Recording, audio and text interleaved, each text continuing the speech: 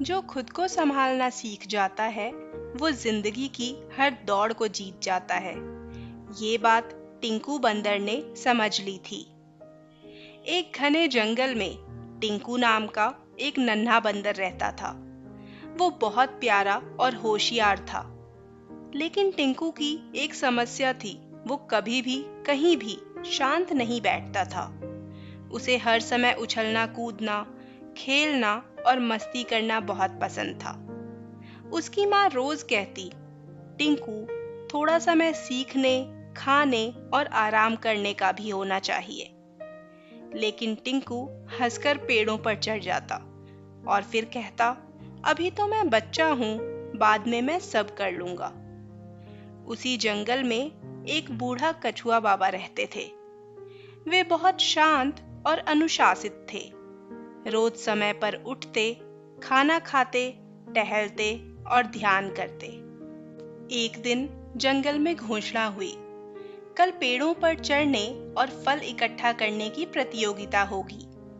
टिंकू बहुत खुश हो गया। ये तो मेरा खेल है, मैं ही जीतूंगा। अगले दिन प्रतियोगिता शुरू हुई। शुरुआत में टिंकू सबसे तेज था।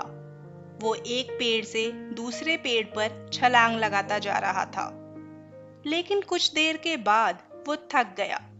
उसने सोचा, थोड़ा आराम कर लेता हूँ।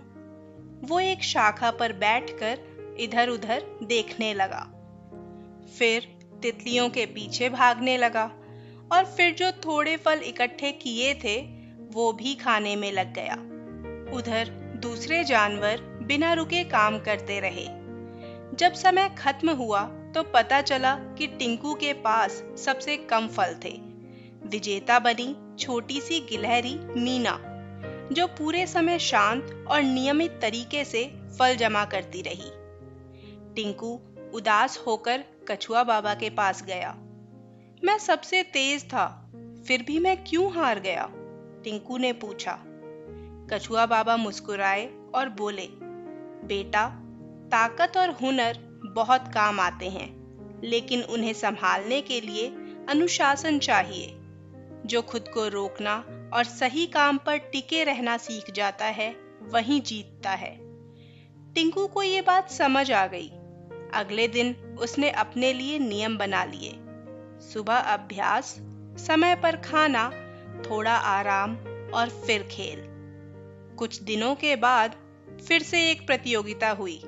इस बार टिंकू ने बिना भटके पूरे समय मेहनत की और फिर वो विजेता बना। वो खुशी से बोला, अब समझ आया मुझे कि जीत ताकत से नहीं, अनुशासन से मिलती है। अनुशासन हमें अपनी ताकत का सही उपयोग करना सिखाता है।